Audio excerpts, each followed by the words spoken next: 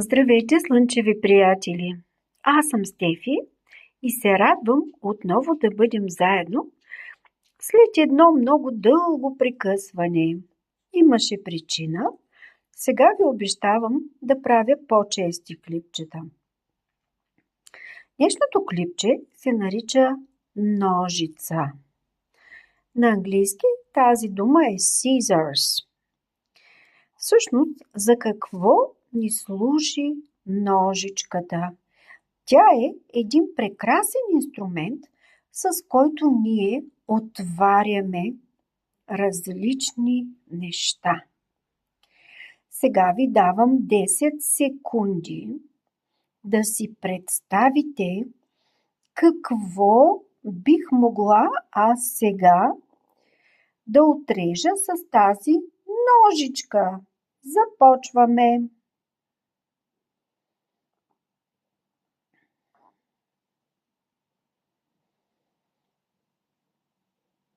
Надявам се, че сте написали в коментарите за 10 секунди нещичко.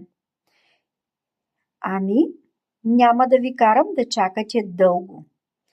Показвам ви директно какво аз сега ще режа с тази ножичка и ви споделям една голяма тайна.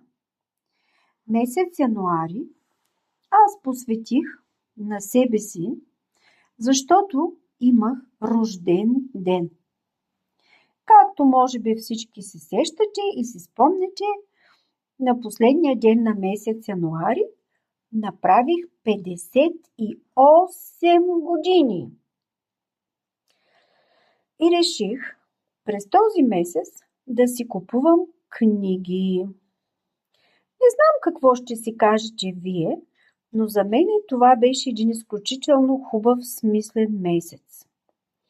Днес дойде при мен тази книга и тази котка, която се казва Жулинка, която иска да чете. Преди малко я взех. И много спонтанно реших да ви направя този клип. Работата е там, че книгата е запечатана, но много запечатана, разбирате ли? Не просто запечатана, Жули, а много запечатана. И за това сега ще се опитам пред вас да я разпечатам. И аз сега да видим дали се справих. Така. Което означава нещо много трудно, защото вижте, тази книга се оказва някакво страхотно издание. Всъщност аз си ги поръчвам, както се досещате по интернет, с моето усещане за книги, защото аз имам такова, повярвайте ми.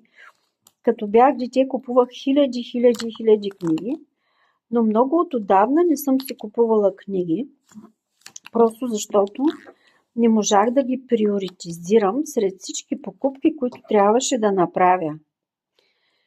Сега дойде моето време и с помощта на Жулинка книгата вече е почти разпечатана. И вие ще бъдете първите, които виждате как изглежда Jungle Book на Rudyard Kipling.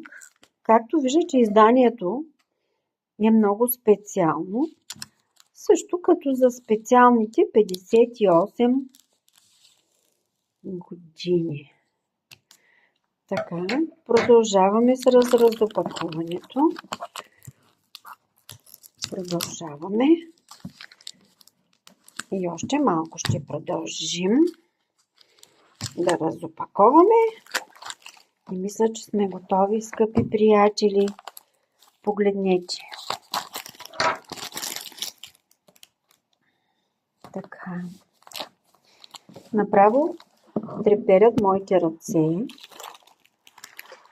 защото явно в ръцете се държа някакво много специално издание на Rudyard Kipling Jungle Book.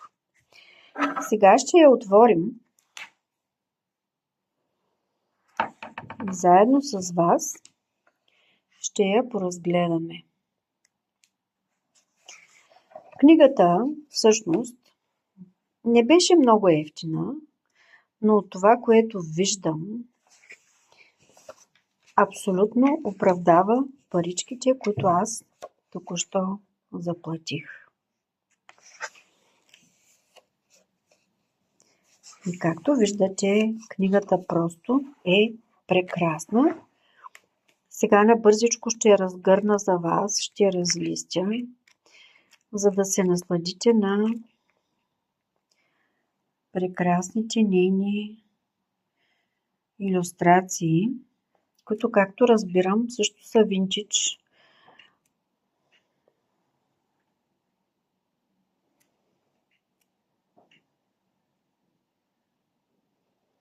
Мисля, че всички знаете кой е Маугли, детето на джунглата, отгледано от вълците с помощта на неговата близка приятелка Багира, което се среща с Шер Хан, лошия тигър, който всъщност не е толкова лош, но е станал лош, след като в